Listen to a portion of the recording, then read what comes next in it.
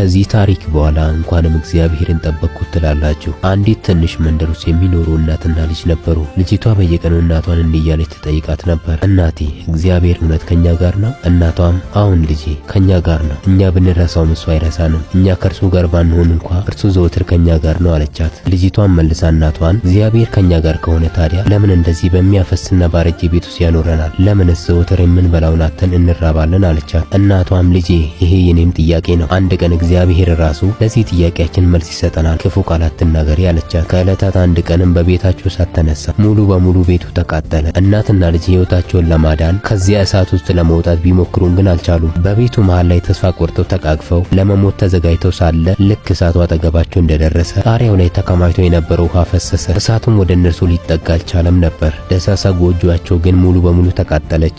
እግዚአብሔርም በዚህ አይነት ተአምር ሕይወታቸውን አዳነ። ከጣሪያው ላይ እየተንጠባጠበ ያማረራቸው በነበረው ውሃ እግዚአብሔር ሕይወታቸውን አዳነበት። በዚያን ጊዜ ልጅቷ የእናቷን እጅ ይዛ እንዲህ አለች፣ እግዚአብሔር ከኛ ጋር መሆኑን አሁን ተረዳው። ሕይወታችንን ያዳነበት መንገድ ገርሞኛል። እናቷም እንባዋን እያፈሰሰች እግዚአብሔርን አመሰገነች። በጥቂት ቀናት ውስጥም የመንደሩ ሰዎች ገቢ በማሰባሰብ እንደገና አዲስ የሚያምር ቤት ሰሩላቸው። ልጅቷም እናቴ እግዚአብሔር አሮጌውን ነገር ያቃጠለው አዲስ ነገር ሊሰጠን ነበር ለካ በማለት በግርምት እግዚአብሔርን አመሰገነች። ይሄ ታሪክ ማብራሪያ ባያስፈልገውም እኔ ምቼን ልበል። እግዚአብሔር በወጀብና በአውሎ ንፋስ ውስጥ መንገድ አለው። ያለን ነገር ከእጃችን ሲበተን በእግዚአብሔር እጅ ላይ ተከማች ወደኛ ሊመጣ እንደሆነ እንመን። የሕይወታችን ወጀብ የእግዚአብሔር መምጫ መንገዱ መሆኑን እንረዳ። ኮሜንት ላይ እግዚአብሔር ተአምራት ይሰራልኛል በማለት ጻፉ። ከ20 ጊዜ በላይ ኮፒ ሊንክ ሼር ላይክ አድርጉ። ብሩካን ናችሁ።